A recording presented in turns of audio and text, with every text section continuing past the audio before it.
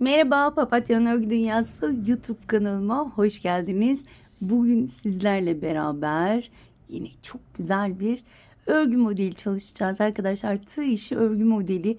Şöyle 3 renk kullandım. Sizler ister tek renk yapabilirsiniz, isterseniz rengarenk örebilirsiniz. Yapımı oldukça kolay. Yeni örgüye başlamış arkadaşların dahi hızlıca yapabileceği çok hoş bir model. Hemen şöyle renklerimi göstermek istiyorum.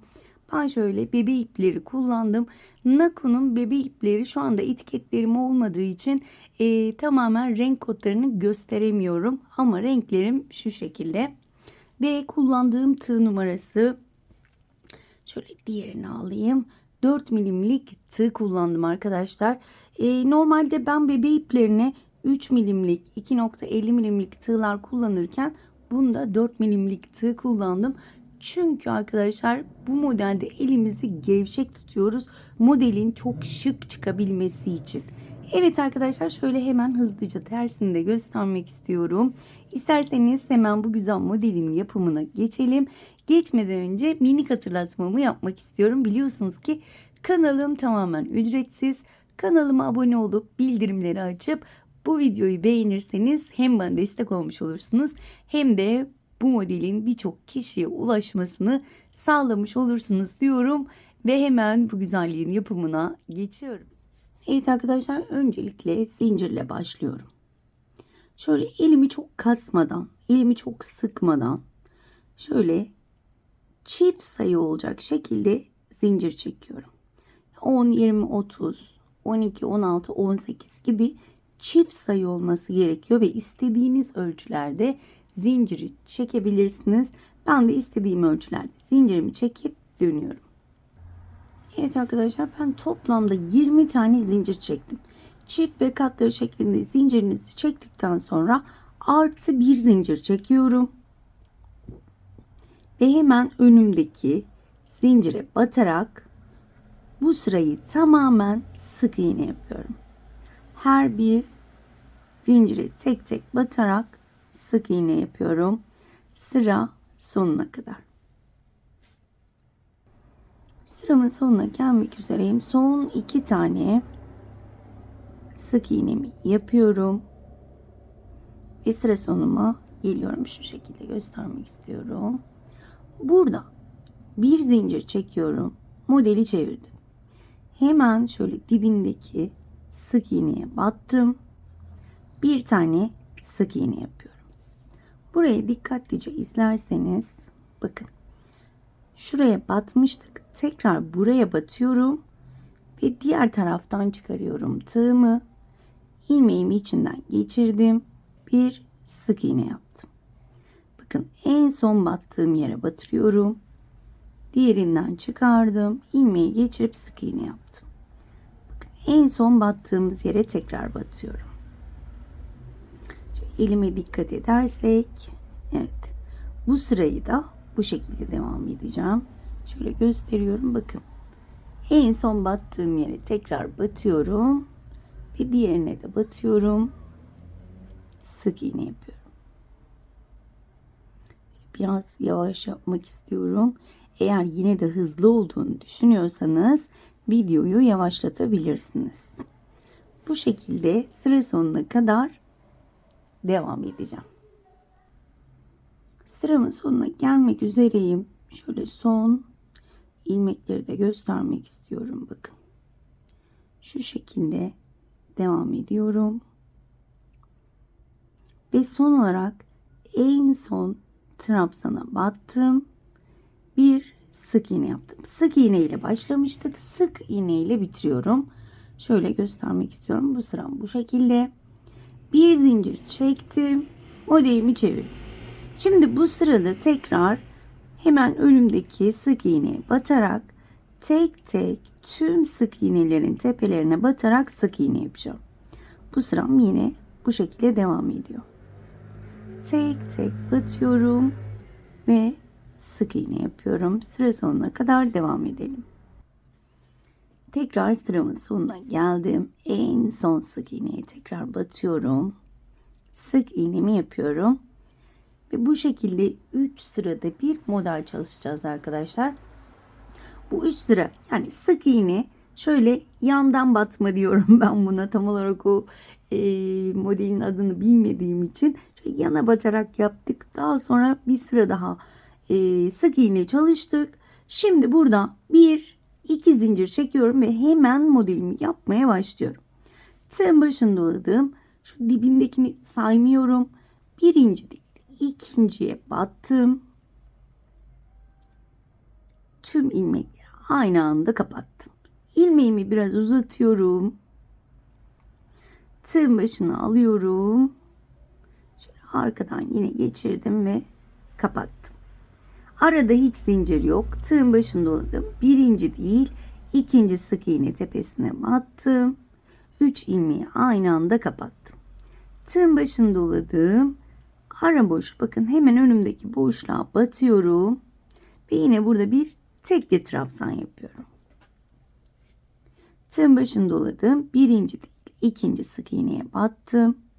Tekli trabzan yani 3 ilmeği aynı anda topluyorum.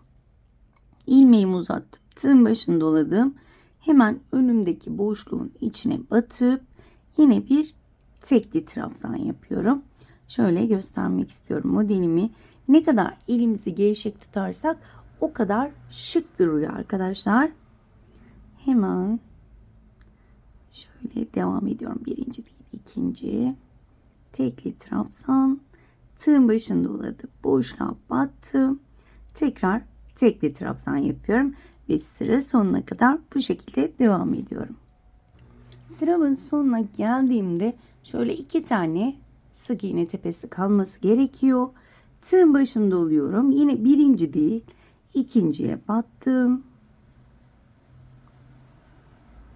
Şöyle tekli trabzan yaparak bitirdim. İlk trabzan yaparak bitiriyoruz. Sonda yine trabzan yaparak bitiriyoruz arkadaşlar.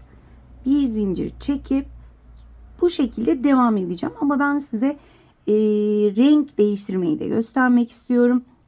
Arkadaşlar model bu şekilde.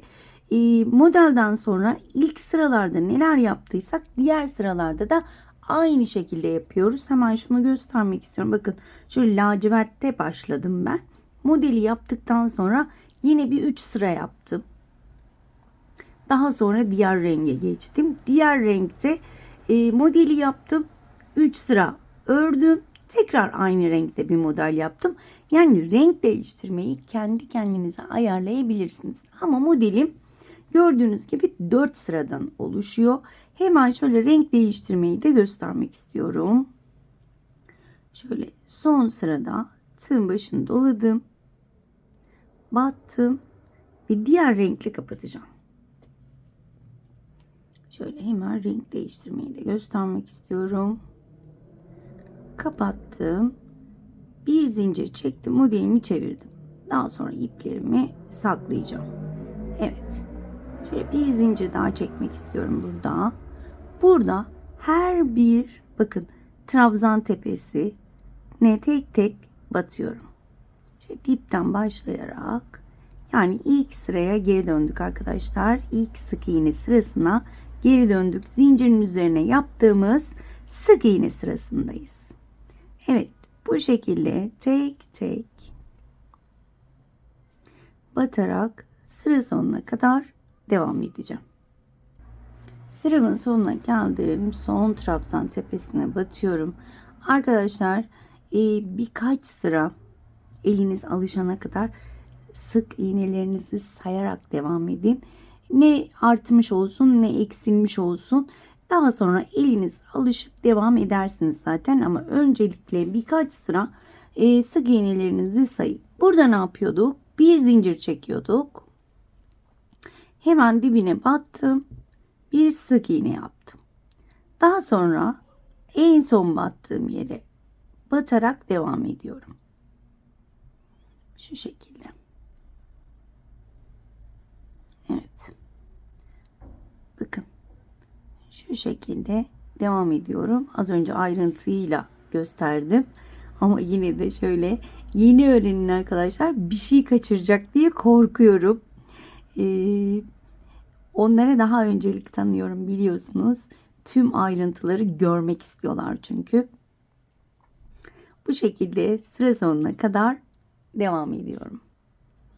Sıramın sonuna gelmek üzereyim. Ve son olarak yine dibine batıp bir sık iğne yapıyorum. Ve bu sıram da bu şekilde bitiyor. Bir zincir. Bu sırada ne yapıyorduk? Bu sırada sadece sık iğnemiz var. Her bir sık iğne tepesine batarak sık iğne yapıyorum. Evet arkadaşlar, yine sıramın sonuna gelmek üzereyim.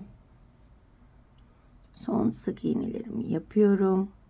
Başta dediğim gibi sık iğnelerinizi muhakkak sayın. 1 2 zincir çektim. Modelimi çevirdim. Tığın başında oluyorum ve 4. sırada yine model yapmaya başlıyorum. Dibindekini saymıyorum. 1 ikinciye battım. Tekli trabzan yaptım. Tığın başında oluyorum. Hemen boşluğa batıyorum. Tekrar tekli trabzan. Tığın başında doladım. Birinci değil, ikinciye battım. Tekli trabzan yaptım. Tığın başında doladım. Boşluğa girip tekli trabzan yapıyorum. Yine az önce gösterdiğim gibi arkadaşlar. Başka bir işlem yok. Bu sıradan sonra yine 3 sıra sık iğne var. Dediğim gibi inanılmaz kolay bir model. Çok keyifli öreceğinizi düşünüyorum. Ve bu modelden neler yapacağınızı da çok merak ediyorum. Yaptığınız tüm modelleri benimle paylaşırsanız, bu modelden çanta mı yapacaksınız, yelek mi yapacaksınız, çanta mı yapacaksınız? Çok merak ediyorum. Ve benimle paylaşırsanız çok sevinirim. Çünkü sizin ördüklerinizi görünce ben gerçekten çok mutlu oluyorum. Şöyle sona kadar beraber gidelim. Evet. Bu şekilde devam ediyorum. Ve en son yine şöyle sonuncuya batıyorum. Ve tekli trabzanla bitirdim. Bir zincir çektim. Ve bu şekilde modelim ortaya çıktı arkadaşlar. Umarım ayrıntılı bir şekilde anlatabilmişimdir. Umarım anlatımımdan memnun kalmışsınızdır. Diğer büyük parçayı da şöyle göstermek istiyorum. Çok güzel yelekler, çantalar. Şu anda aklıma gelmeyen çok güzel örgülerde rahatlıkla kullanabilirsiniz. Evet arkadaşlar, kendinize çok iyi bakın. Hoşça kalın.